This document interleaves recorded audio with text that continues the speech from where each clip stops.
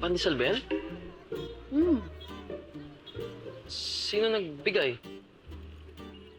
Ako. Nalaman ko na paborito ni Princess itong pandesal. Kaya bumili ako para sa kanya.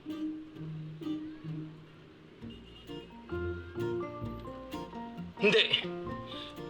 Pandesal ko lang ang gusto ni Princess. Hindi yan! Akin na yan! Hop! Hindi na ngayon. Pandesal na ni Wes ang paborito ko. Bakit? Dahil kami na.